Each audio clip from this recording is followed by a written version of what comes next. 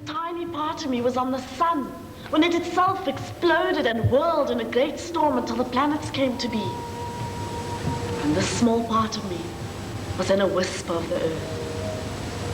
Where there was life, perhaps this part of me got lost in a fern that was crushed and covered until it was cold.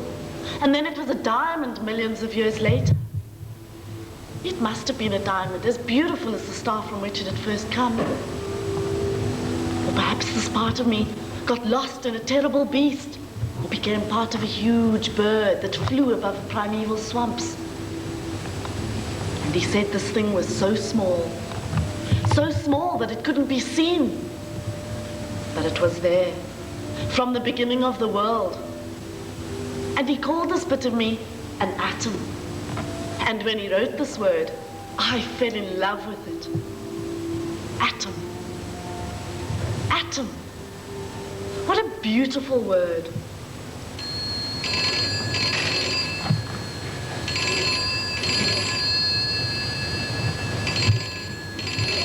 Somebody get that, please.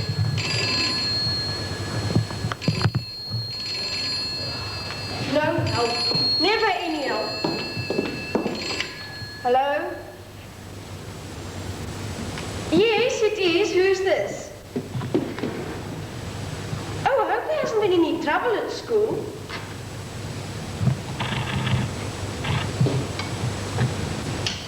Oh, she's always like that. She hardly says a word around here either. You know, I always say some people were born to speak and others just to listen.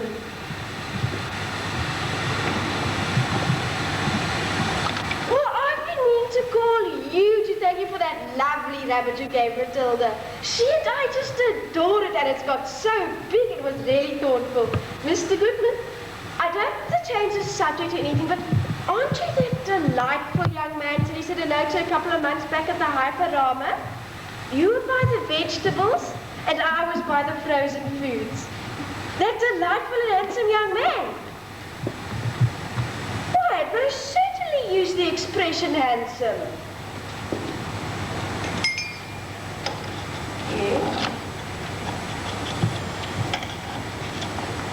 Yes, well, I encourage you to every opportunity. Did you say I didn't? Both my daughters have their own desks, and I put 75-watt bulbs right near them.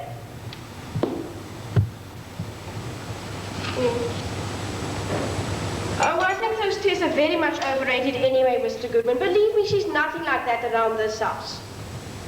No, I don't want to think I don't appreciate what you're trying to do, but I'm afraid it's simply useless.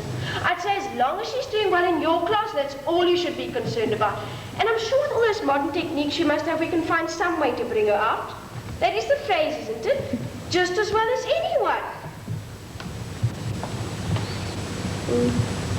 Oh, well, I've tried just everything, but she just isn't a pretty girl. I mean, let's be frank, she's going to have her problems. But I'm sure with all your charm and patience, she'll be able to respond and improve to your satisfaction. Are you married, Mr. Goodman? Oh, that's too bad. I don't know what's the matter with women these days, letting a handsome young man like you get away.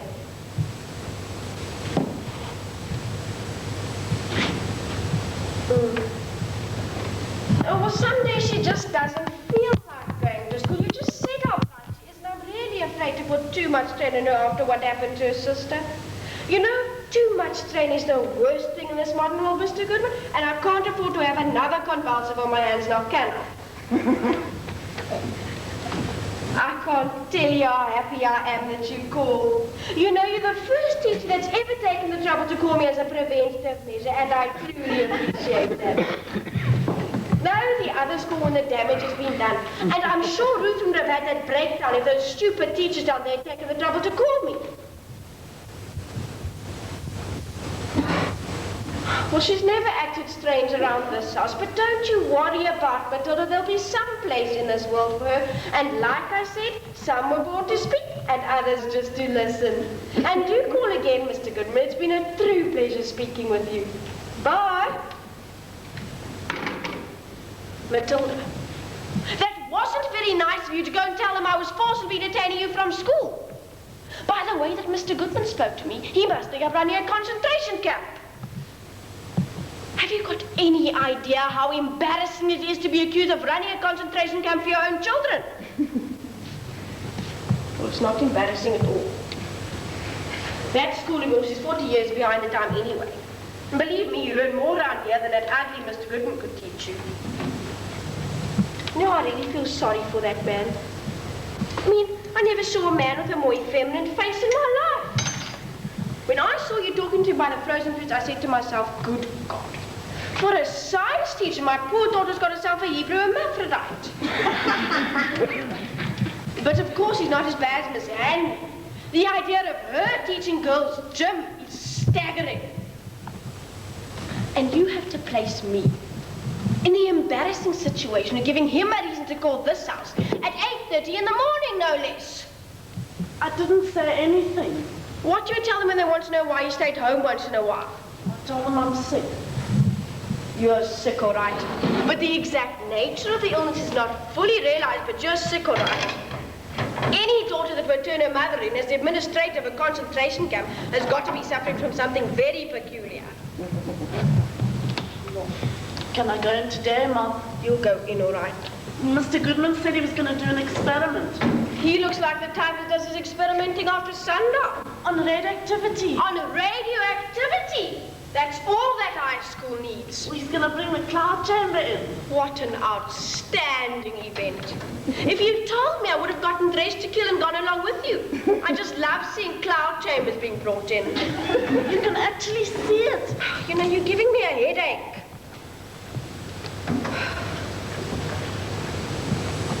Please.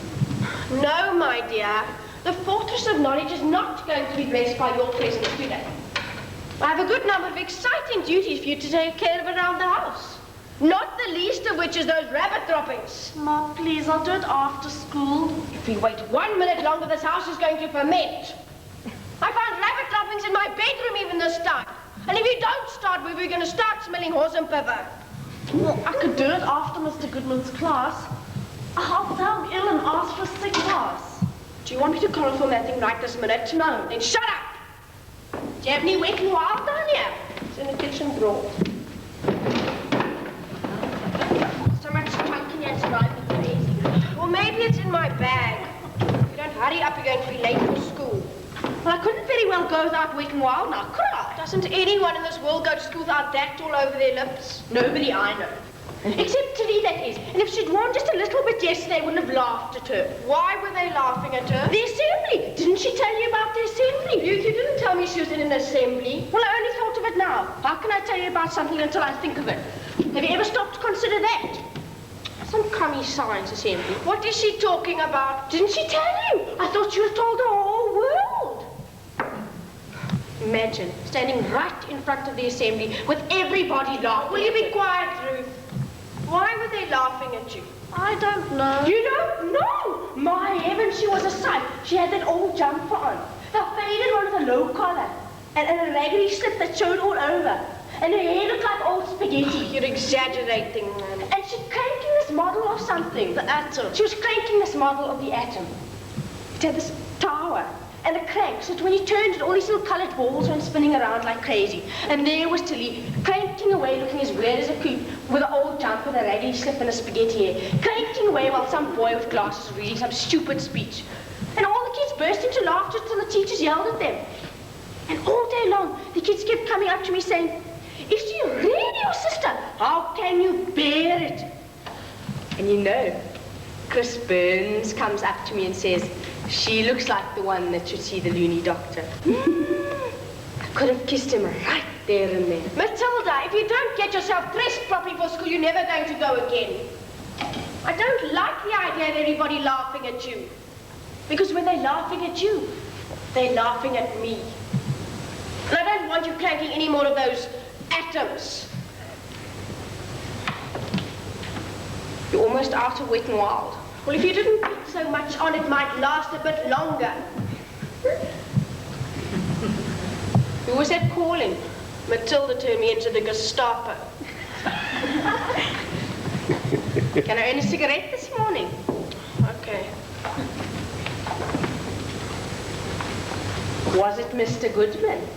Who? The call this morning, was it Mr. Goodman? Thought it would be. Little higher, please. Yeah. How did you figure it'd be Mr. Goodman? He called me out of sewing class yesterday. I remember because my blouse wasn't all buttoned. And he wants to know why Tilly was out of school so much. A little lower, please. So what did you tell him? I told him she was ill. And he wants to know what was wrong. So I told him he had leprosy. You didn't. You should have seen his face. Oh, he was so cute. And I told him he had ringworm and gangrene. What did he say? And I told him he had... What did Mother's last patient have? Whatchamacallit? Impetigo. Something like that. Oh, tell me you didn't, Ruth. Okay, I didn't. But I really did. I knew you were joking. And I told him to go and look up in the history. Because when they look up in the history, they don't bother me anymore because they think I'm crazy. Oh, come on, Ruth. They know you're not crazy. And I told them the disease you had was fatal. And that there wasn't much hope for you. What kind of history is it? Just a folder with the story of our lives, and that's all. How did you ever see it? I read it when Miss Handy dragged me into the record room because I didn't want to climb the ropes in gym. I told her my skull was growing. A little lower, please.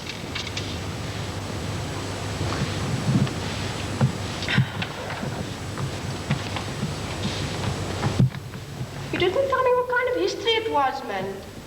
I did. Just a folder with the story of our lives in it, that's all. Well, then how did you see it? I read it when Miss Annie dragged me out of the record room. A little higher, please.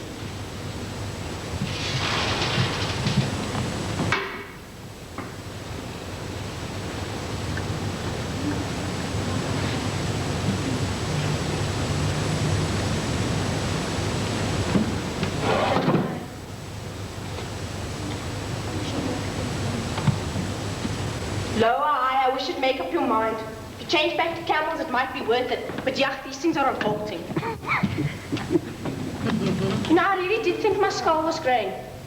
Either that or a tumor. So she dragged me out to the record room and she thought I couldn't read the history opposite me when she was sitting opposite me. But I could. Well, what did it say? It says you're divorced. And then I went crazy and Dad had a heart attack at Germiston Lake and now that's it. Hold it right there.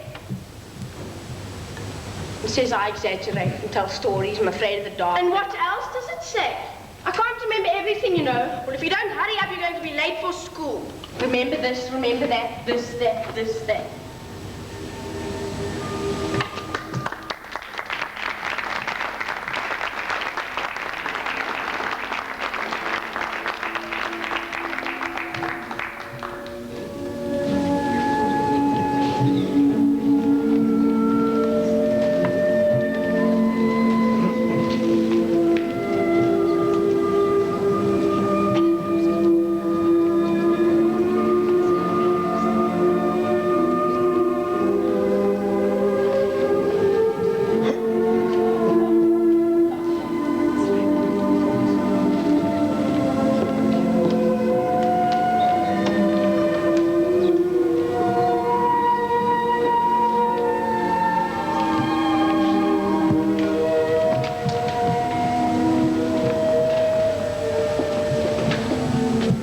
Today I saw it. Behind the glass, a white cloud began to form.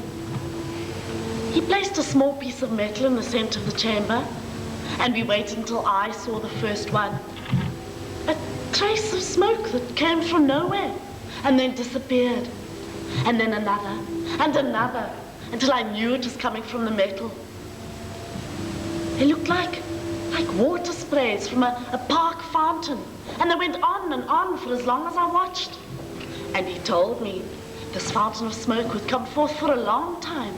And if I wanted to, I could have stayed there all my life. And it would never have ended.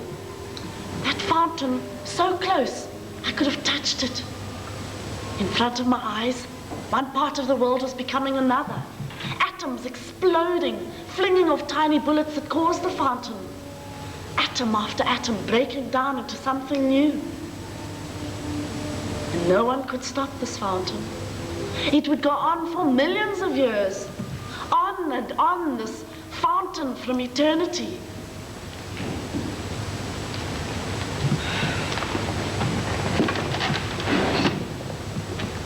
I thought we had everything. But leave it you to think of one thing we're missing. 22 acres in Plate. Small pond, 26,000. That's cheap. I'd take a look at it if I had any money. What kind of seeds are they? Marigold. They've been exposed to cobalt-60. If there's one thing I've always wanted, it's been a living room planted with marigolds that have been exposed to cobalt-60. While you're at it, why don't you throw a tomato patch in the bathroom? Just let me keep them here for a week or so until they get started, and then I'll transplant them in the backyard. 4-family house, 24.5 and 24.5 over 5 and 5. 8 garages? I could really do something with that. A nursing home. Don't think I'm not kicking myself that I didn't finish that real estate course. I should have finished beauty school too. God, what I could do with 8 garages. You know, I'm thinking of getting rid of that and making this place into something. I've been thinking about a tea shop. Have you noticed there aren't too many of them around here anymore? And this is just the sort of neighborhood where a good tea shop would really make a go for it. Have a good cheesecake. Gotta have a good cheesecake.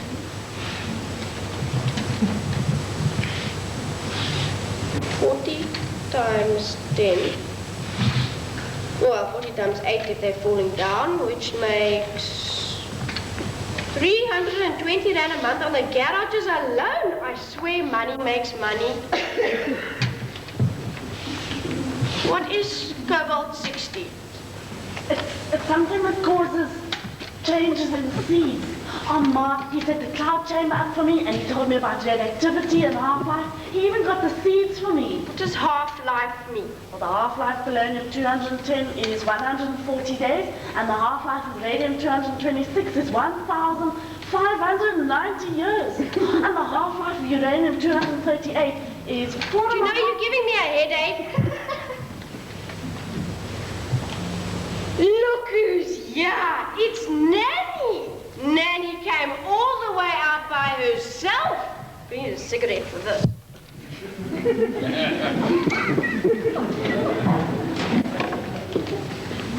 Hi, Nanny. You come and sit down and we'll be right with you know, sometimes you've got to laugh. I've got this on my hands and all you're worried about is planting marigolds.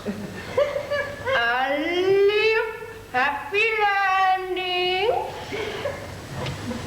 I got hot sea water for you, Nanny. Would Nanny like some hot sea water and honey?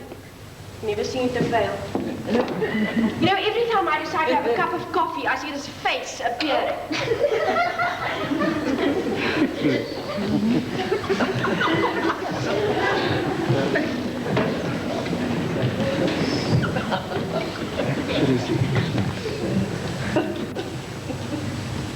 I wonder what she'd do if I had to pour this over her head. No, she probably wouldn't even notice. Nanny's going to get just what she needs. You know, somebody told me when I was younger I'd end up feeding honey to a zombie. I'd tell them we're crazy. Something wrong, Nanny? Did I forget Nanny's spoon? Ach, jammer toch. I'll get you a spoon, Nanny. I'll get you a spoon. Matilda, watch me give Nanny a spoon. A spoon for Nanny. 100 rand a week. 100 rand a week. I look at you, Nanny, and I wonder if it's worth it. I think I'd be better off driving a taxi. Take honey, Nanny. Honey with hot sea water. You should have seen her daughter bring her here last week. I could have used you that day. She comes in here pretending she's Miss Career Woman of the Year. She says she's in real estate and such a busy little woman. Such a busy little woman that she just couldn't give all the care and love and affection little momsy needed anymore. Nanny's quite some little cross to bear, aren't you, Nanny?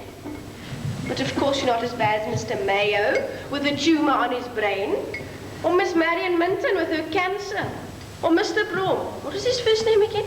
Alexander. Mr. Alexander Brom with the worms in his legs.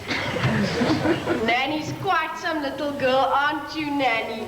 A girl drinking a hot tea and honey. Cobalt 60. You take me for a fool, don't you? No, Mom. Oh, science. Science, science, science. God, don't they teach our misfits anything anymore? Anything decent, meaningful, sensitive? Do you know what I'd be now if it wasn't for this mud pool I got sucked into? I'd probably be a dancer. Miss Betty Frank, the best dancer of class of 9. But 1 minute, I'm the best dancer in the whole school. Smart as a whip, the head of the whole crowd. And the next minute, ta-da! One mistake. That's how it starts. Marry the wrong man, and before you know it, he's got you tied down with 2 stones around your neck for the rest of your life.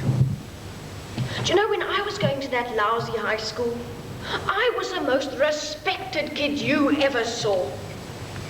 I always wondered why people said, you know, only yesterday. You know, only yesterday. Before I knew it, I lost my dancing legs and got varicose legs. Beautiful varicose legs.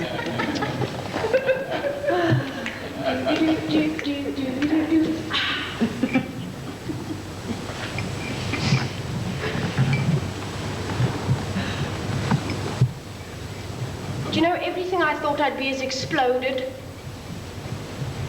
Hurry up with that honey, Nanny! Exploded.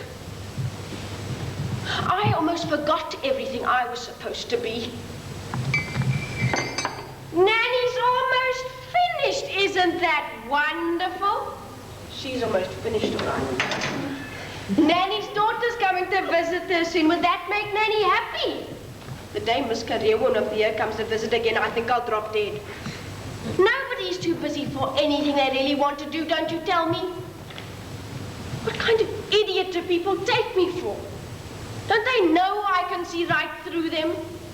Miss Career Ostrich of the year. Oh, Nanny, you're spilling your hot tea. You're a man. I should kick you out and open that key shop tomorrow. Oh, it's coming. And the first thing I'll do is get rid of that rabbit. You think I'm kidding? No, I don't. You bet I'm not. I would have done this a month ago. Here it is. Here's a new word for you, Matilda. Trichloromethane. Do you know what that is, Matilda? It's chloroform. And I'm saving it for that Angora manure machine of yours. And speaking of manure machines, is Nanny ready to make her duty? Nanny's always ready to make her duty, aren't you, Nanny? Because Nanny's a good goody girl, and good goody girls get good goody things. God looks out for good goody girls and gives them hot tea and honey. Right, Nanny?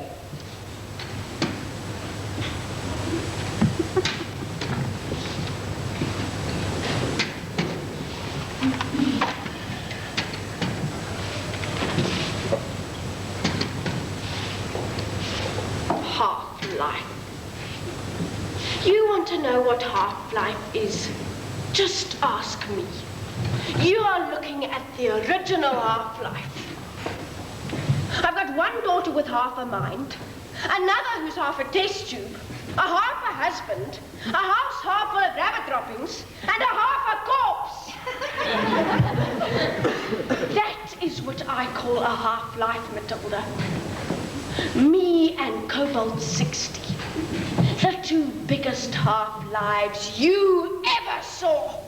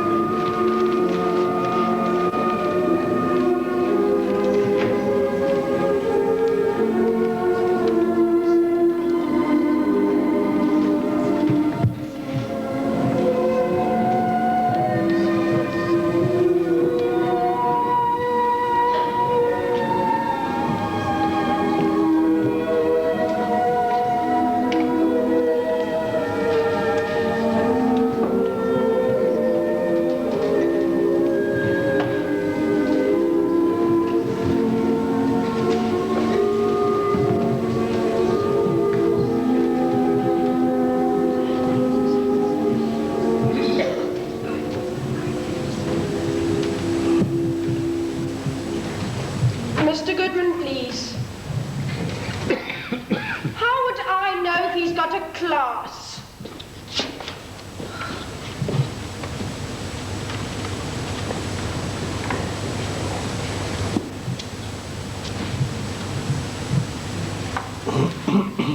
Hello, Mr. Goodman.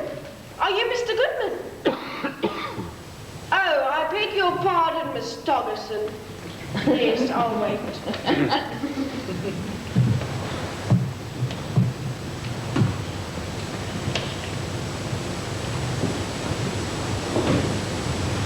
Couldn't you find him, Miss Toggerson? Oh, I beg your pardon, Mr. Goodman. How are you? I bet you'll never guess who this is. It's Mrs. Hansdorfer. Remember the frozen foods? Ruth tells me she's your new secretary, and I certainly think that's a delight. You know, you were paying so much attention to Matilda that I bet Ruth just got so jealous. She does things like that, you know. I hope she works hard for you. Although I can't imagine what kind of work Ruth must get done in that great big science office. She's a terrible snoop.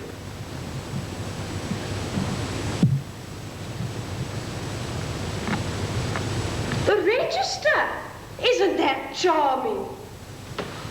And the detention slips. Imagine you trust her with all those. Well, I didn't know she could even type at all. Imagine.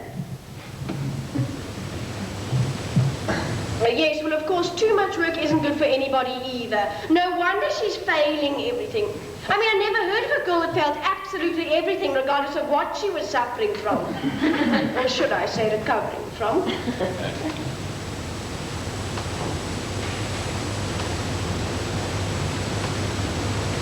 Yes, I'll tell you why I'm calling.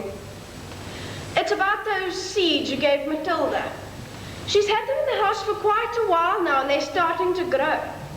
Now she tells me that they've been exposed to radioactivity.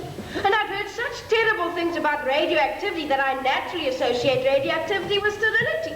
And it positively horrifies me to think that I have those growing in my living room. Couldn't you just go plain marigolds like everybody else?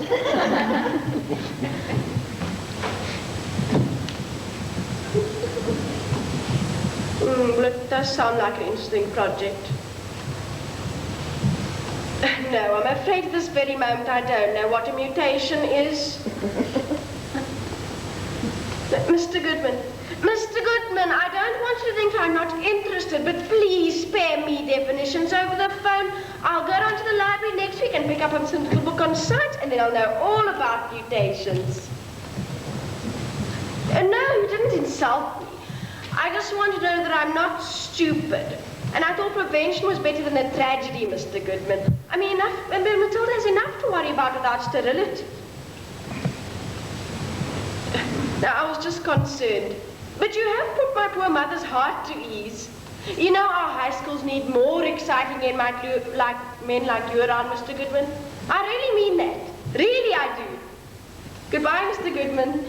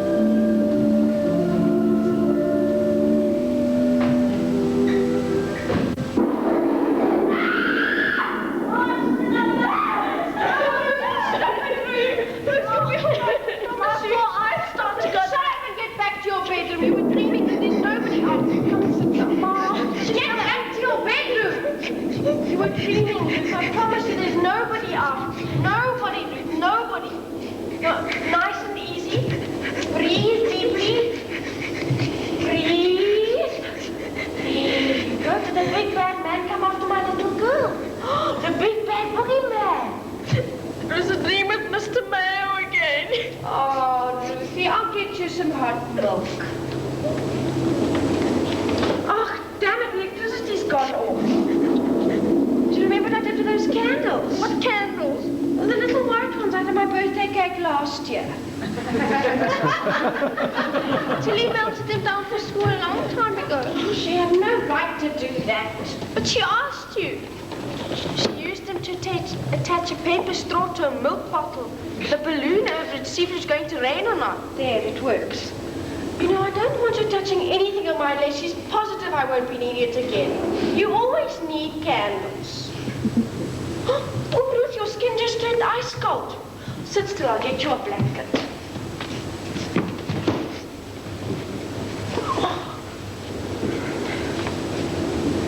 There you go. This'll warm you up. What's the matter? The torch. What about it? It's the one I used to check up on Mr. Mayor with. Oh, so it is. Well, we don't need it. No, let me keep it. Do you want to know what they said about it in the history? No, not now, Ruth. Well, they say I came out of my room and down the steps, step by step. And I heard choking. No, Mom, please. Well, then talk about something decent then. Tell me about the wagon. Oh, you know, you changed so fast, I can't keep up with you. Please, the story about the wagon. I don't know anything about telling stories. And those great big smart teachers of yours to do that sort of stuff. Tell me about the horses and how you stole the wagon. Don't get me started on that, Ruth. Please, Mom. Do you want a cigarette? Leave out the part where they shoot the horses, though. Honey, you know the whole story. Apples, pears, cucumbers. No. It's apples, pears, cucumbers. Apples, pears, cucumbers. Did he ever see you taking the wagon? Well, first of all, every day, when he'd come home for the day, he'd make us both some sandwiches. Mom had been dead for years. And then he'd take a nap on that old sofa that used to be over there. Then while he was sleeping, I hitched up the horses and went riding around town waving to everybody. You did? Of course I did. I had more nerve than a rhino when I was a kid. Let me tell you, it takes nerve to sit up on that wagon every day yelling, apples, pears, cucumbers. Didn't he ever find out, Mom? Did he find out? He came running down the block after me. And then he started hitting me on top of the wagon. Not hard, but it was so embarrassing. And I had one of those penny marshmallow fishes in the back pocket of my overalls, and it got all squashed. You better believe it, I never did that again. You would have loved my father, Ruth, and gone out with him all over Germiston, yelling as loud as you wanted. Apples, pears, cucumbers. No, man. Cucumbers. My father made up for all the other men in the world, Ruth. Only you two could have met. He'd only be about 65 now. Did you realize that? But he'll still be selling vegetables around town. All that fun. And then I don't think I ever really knew what hit me. Leave out the part where they shoot the horses. Don't worry about the horses, Ruth. What did hit you, Mom? Well, it was just me and Dad and your father hanging around. And then Dad got sick. And he begged me to marry so he'd be sure I'd be taken care of. If he knew how I was taken care of, he'd probably turn over in his grave. And nightmares. Do you want to know what nightmares I used to have?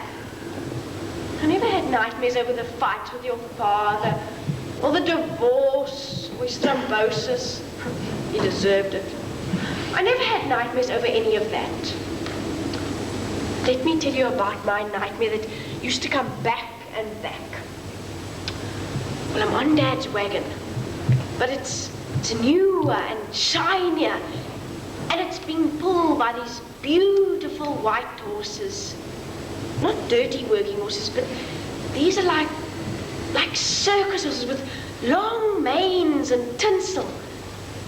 The wagon's blue, shiny blue, and it's filled with these yellow apples and grapes and green squash.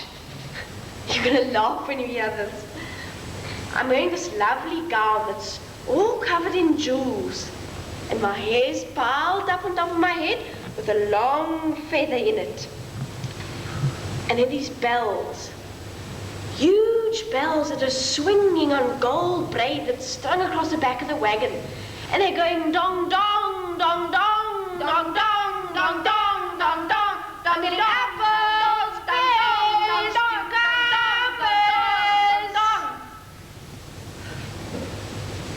That doesn't sound like a nightmare to me, Will. And then I turn down our street. And all the noise stops. This long street with all the doors shut tight. And there's not a soul around. Then I start getting afraid that the vegetables are going to spoil and that nobody's going to buy anything. And I keep thinking that I shouldn't be on the wagon, and I keep trying to call out. It's not a sound. Not a single sound.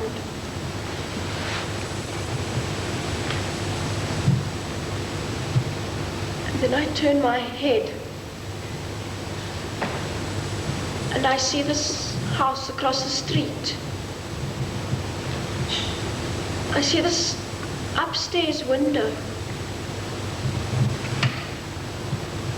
The curtains slowly part. And I see the face of my father.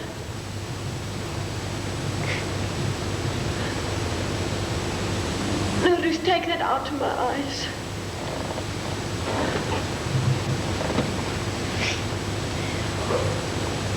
Is Nanny going to die here? No. Then what are you going to do with her? Get rid of her. God. Are you crying, Mom?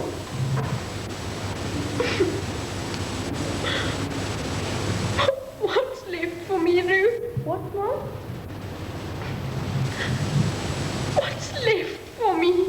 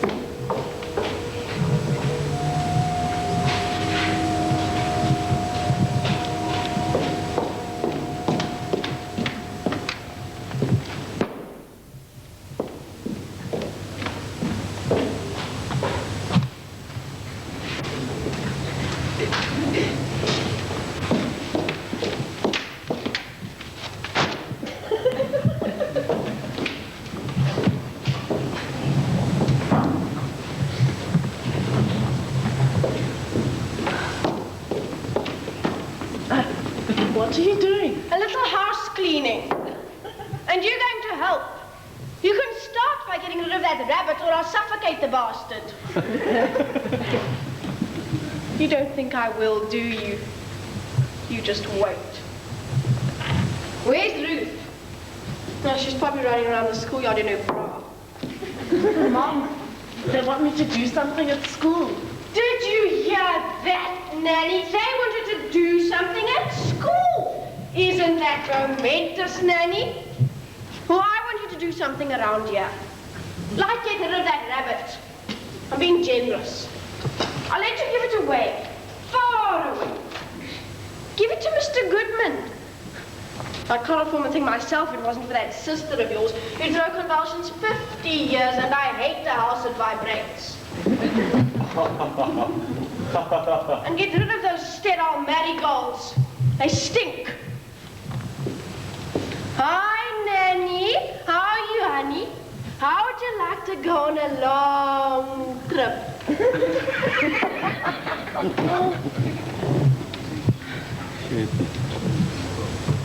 You see, everybody,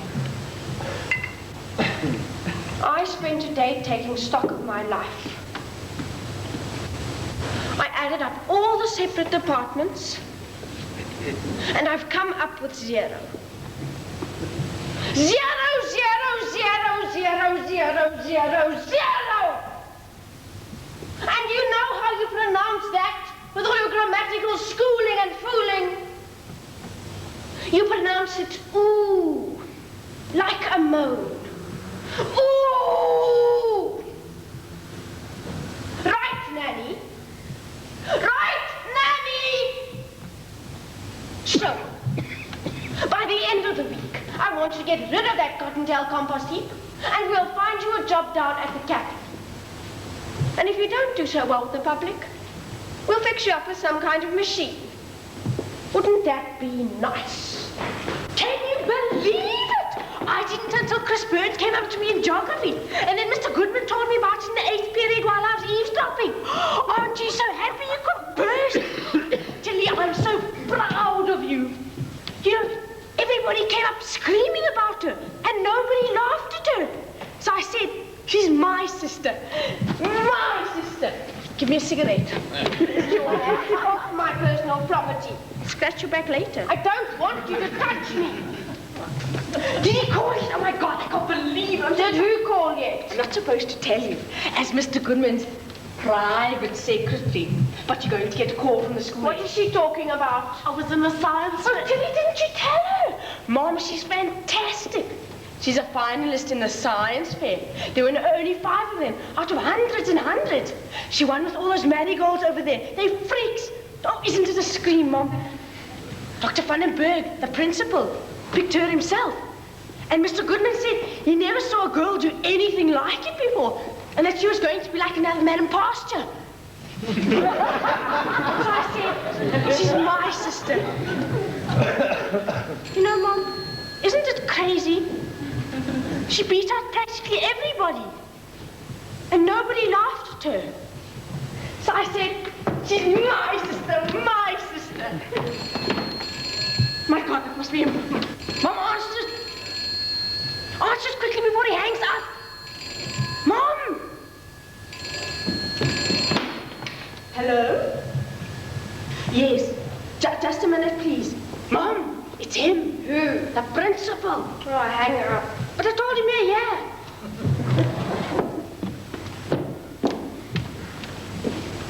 Hello? Yes, I know who you are, Dr. Vandenberg.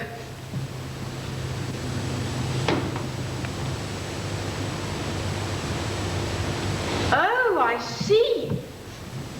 Well, couldn't you get somebody else? Because she isn't as good about her home duties as she is about Man in the Moon marigolds. And I've got an awful lot of work for her to be done around here. Me? What would you want with me up on that stage? Well, the other mothers can do just as they please. You know, I thought you had enough in your history without all those.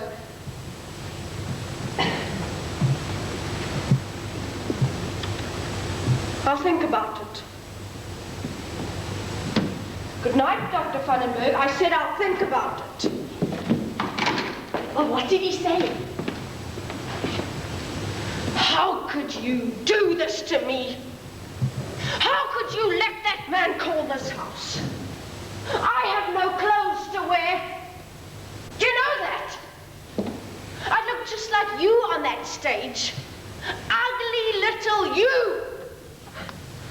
Do you want them to laugh? Laugh at the two of us? Mom, aren't you proud of her?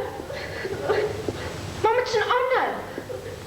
But nobody laughed at me. Oh my God.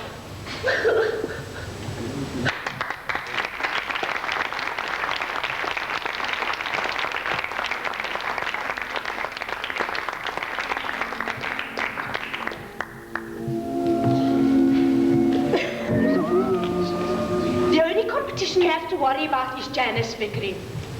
I heard she caught near Louis Water Avenue and was still alive when she took the skin off it. Let me do that, please, Ruth. Well, I'm sorry I touched it, really. Well, why don't you feed Peter? Because I don't feel like feeding Peter.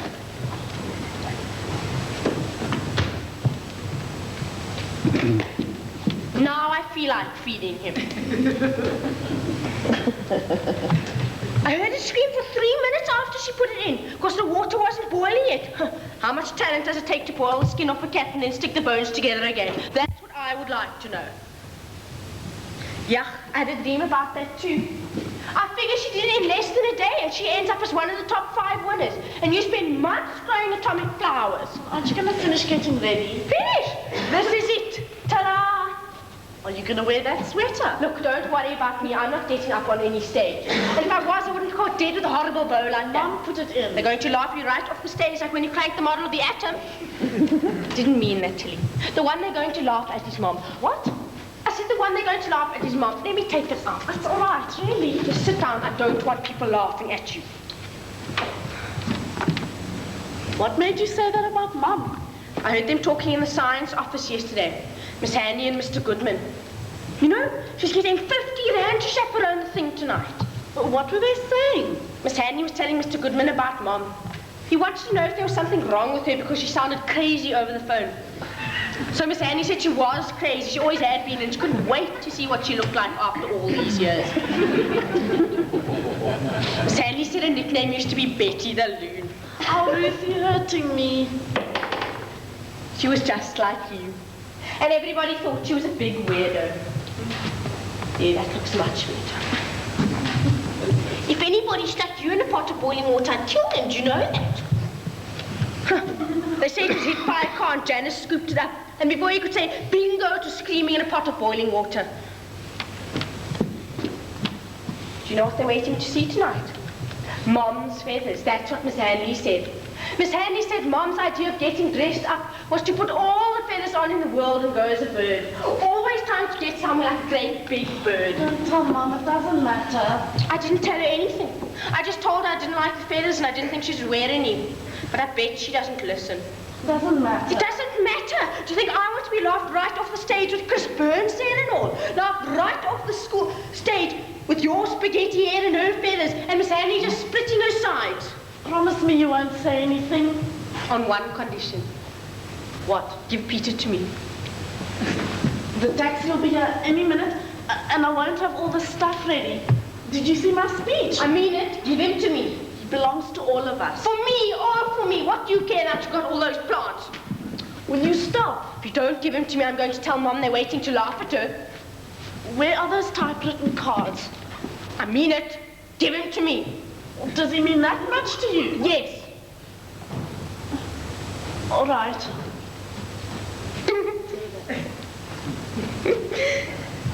Betty the Loon. That's what they used to call her, you know. Betty the Loon. I don't think that's very nice. First they had Betty the Loon. Now they've got Tilly the Loon.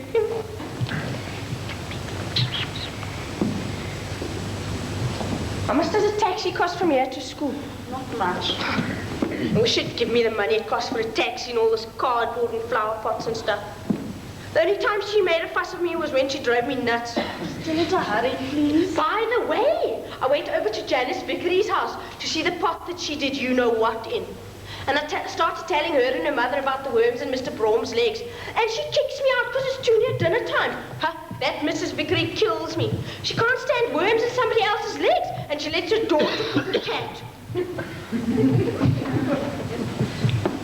Ma, the taxi will be here in a minute. You're lucky I'm coming without all this brushing me.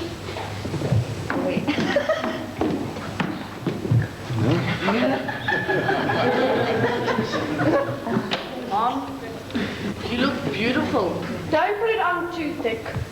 I said I'll go tonight, and I guess there's no way to get out of it.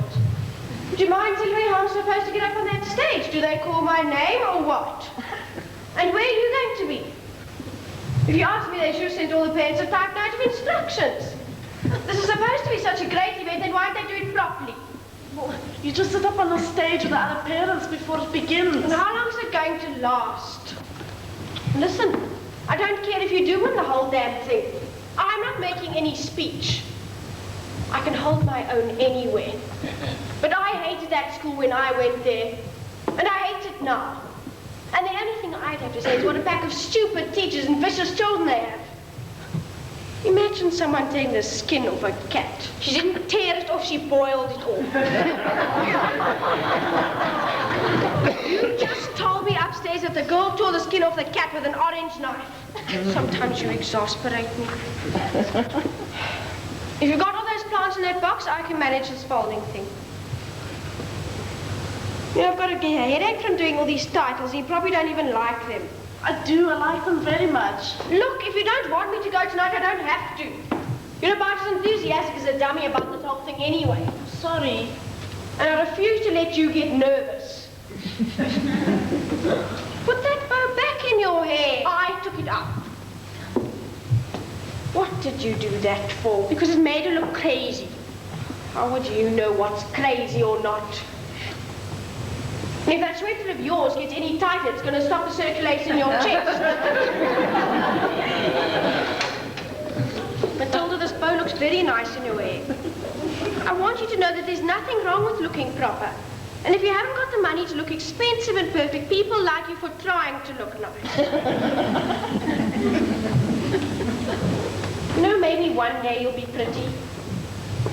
You've got some nice features when that hair perks up and you learn a few tricks with makeup. I hope you didn't crowd these plants too close together. Did you find your speech? Yes, Mom. You know, Matilda, I was actually wondering about something. I mean, do you really think you're going to win this whole damn thing? Not that you're not the best or anything, but there's so much politics in this school. Don't laugh. But if there's one person who's an expert on that, it's me.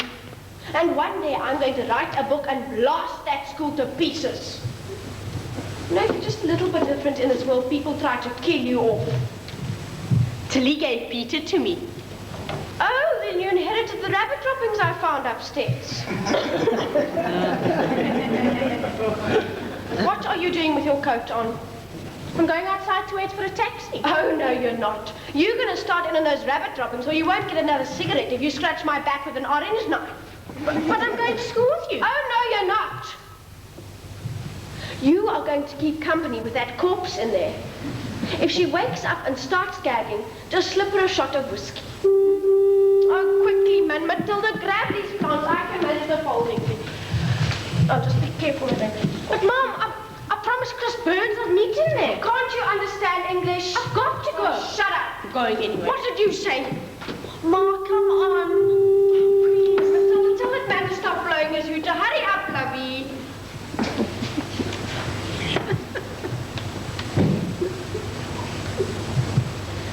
I don't know where you ever got the idea you were going tonight. Do you think nobody was going to hold down the fort? Now you know how I felt. All those years, you and everybody was running out on me. Because there was always me to look after that 100 rand a week course. And where are you going? If there's one thing I demand in this house, it's respect. I don't ask for anything from you but respect.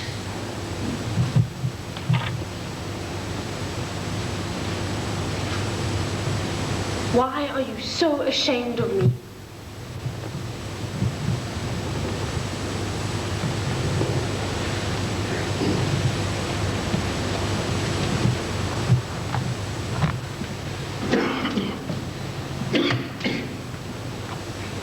Been seen with a lot worse than you.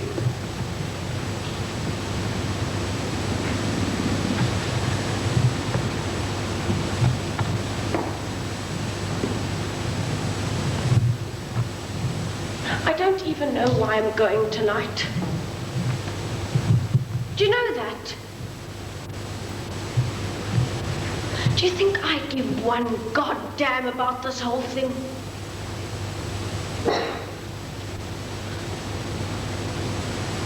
Do you really want to know why I'm going? Do you really want to know why, for just this once, somebody else has to look after that dried up prune for just a few minutes? Because this is the first time in my life I felt just a little bit proud of something. Isn't that silly? Somewhere in the back of this tortoise-sized brain of mine, I felt just a little bit proud. Good God. And you begrudge me even that, you little bastard. Hurry up. They're waiting for you. They're all waiting for you.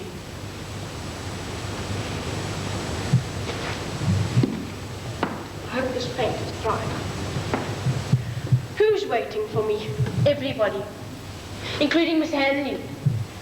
Miss Hanley told all the teachers about you, and they're all waiting for you. You are such a little liar, Ruth. Whenever you can't get what you want, you have to ruin it for everybody else. Good night, Betty the loon.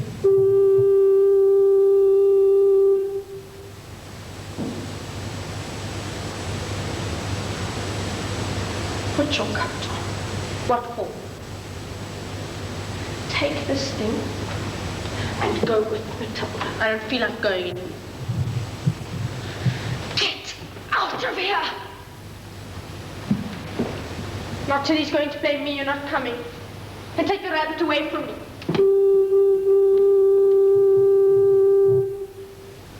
I can't help it what people call you. I'll tell you you're coming down late, all right?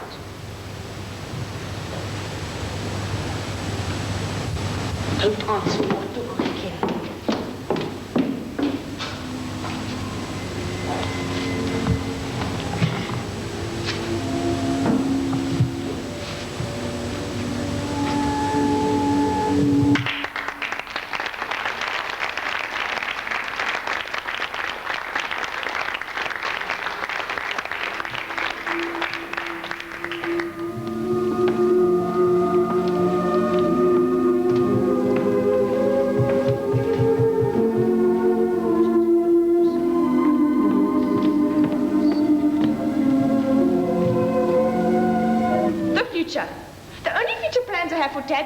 My little brother asked the SPCA what its name was.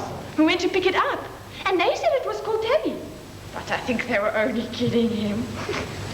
I mean, as far as future plans go, I think I'm going to donate it to the science department, of course. And next year, if there's another science fair, perhaps I'll do the same thing with the dog. Thank you very much for your attention. And I'll go in.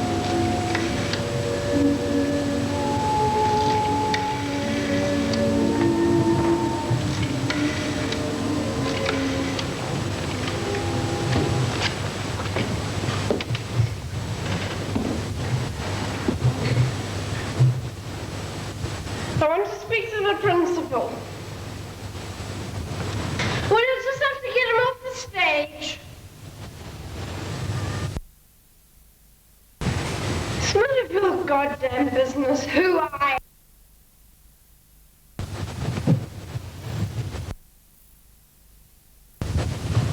Oh, I see. Yes, I have a message for him. And this is for Mr. Goodman. And this is for you too. And this is for Miss Hanley too. Tell them Mrs. Hansdorfer called to thank them for making her wish she was dead. Would you give them that message, please? Thank you very much.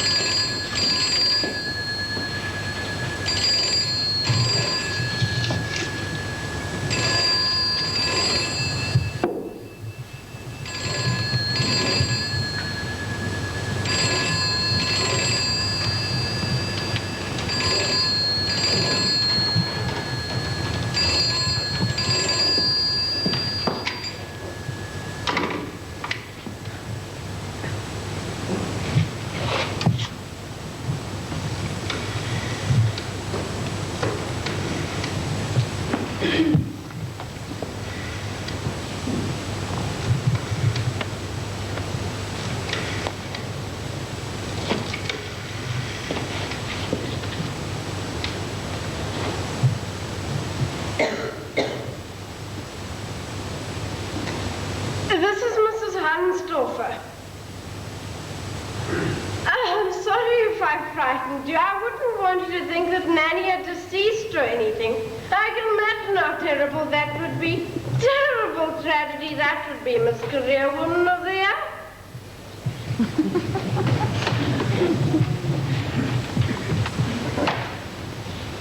Yes, I'll tell you why I'm calling. I want her out of here by tomorrow. I told you when you rolled her in here that I'd try her out. And if I didn't like her, she was to get the hell out of here. Well, I don't like her, so get her the hell out of here. It's like this.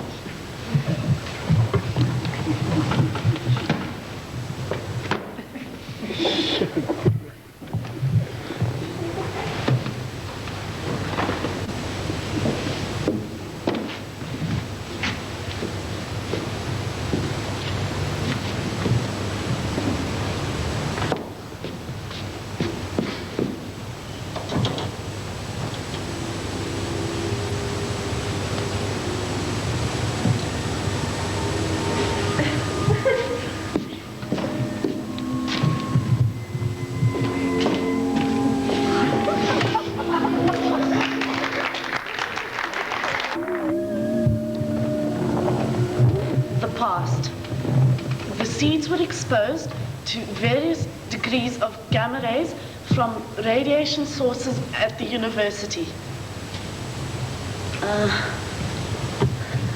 Mr. Goodman helped me pay for the seeds.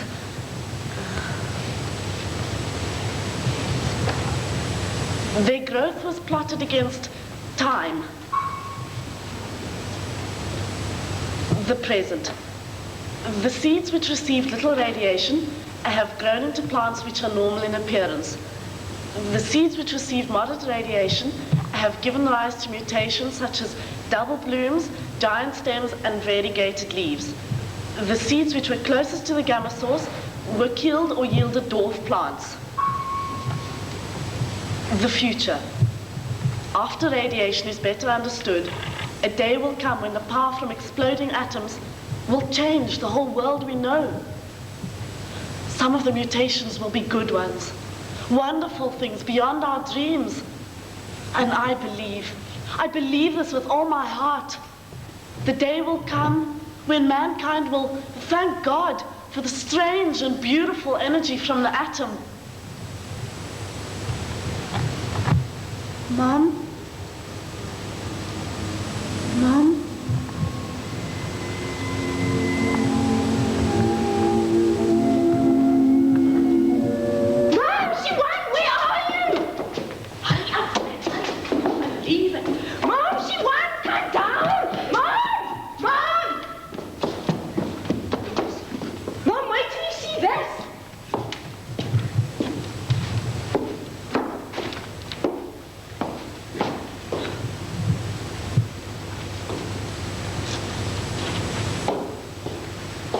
What's wrong?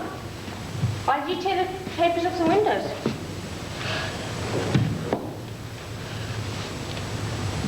Mom, Are you going to open a tea shop? what's wrong? Can't you even answer? Hand me some of those drawing pens, please. Are you deaf? I said she won the whole thing. Ruth, if you don't shut up, we're going to have to put you away. They ought to put you away, Betty Laloon. The rabbit is in your bedroom. I want you to bury it in the morning. If you've done anything to... I'll kill you. Mom? Yes. You didn't kill it, did you? Nanny goes tomorrow. Ruth, are you right? First thing tomorrow. Mom. I don't know what it's going to be. Maybe a tea shop. Maybe not. But you're going to have regular hours. And you're going to learn how to work in the kitchen. And you're going to learn how to cook. And you're going to earn your own keep. Just like any other business. Ma, she's going to have another fit. Ma, do something. Ma, help me. Ruth, get the wooden spoon, Matilda. Get the... Ruth, please don't do this to me, Ruth. Ruth, hold your mouth. No, Ruth, stop. Please, Ruth. Hold your shoulders down. Get Ruth. Ruth.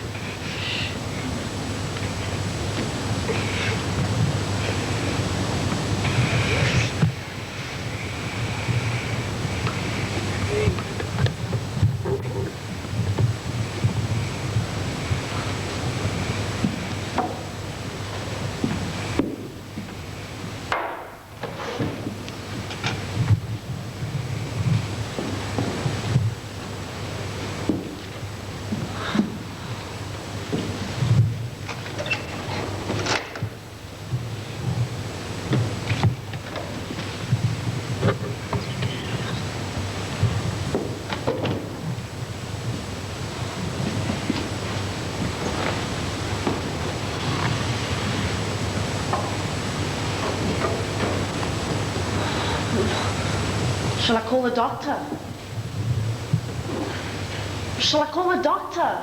No, she'll be all right. I think I better call the doctor. I didn't ask you what you thought. You're going to need every penny if we're going to get this place open. I'd better bury it in the backyard. Oh, well, don't bury the top. I'll do it in the morning.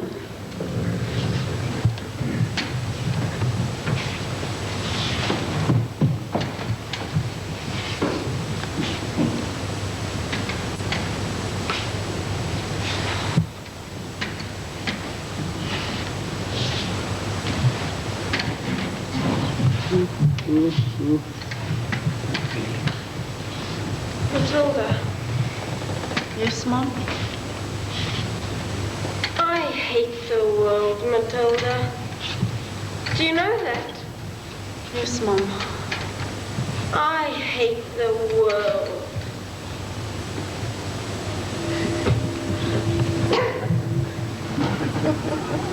The conclusion.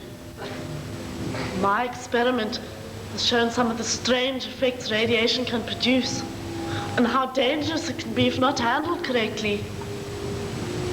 Mr. Goodman said I should tell him this conclusion, what my future plans are, and how this experiment has helped me make them. For one thing, the effect of gamma rays on man-in-the-moon marigolds has made me curious about the sun and the stars. For the universe itself must be like a world of great atoms. And I want to know more about it. But most important, I suppose, my experiment has made me feel important. Every atom in me, in everybody, has come from the sun, from places beyond our dreams.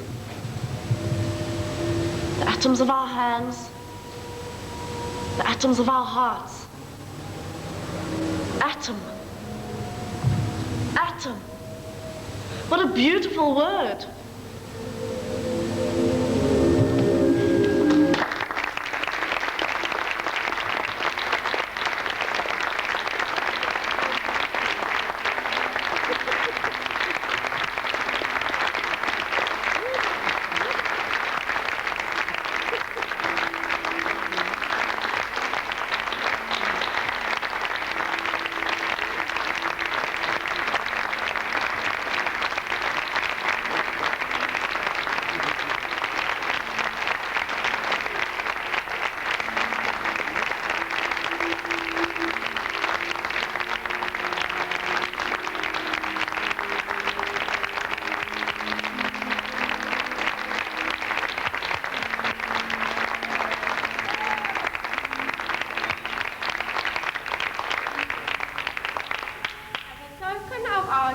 Appreciation, I'd like to call on Mr. Park, our producer, for being such an absolute star.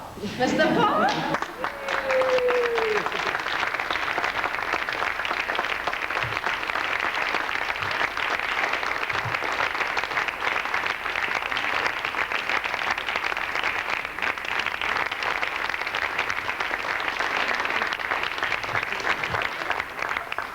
Forget Mrs. Erasmus, our co-producer, who is even more of a star. Thank you.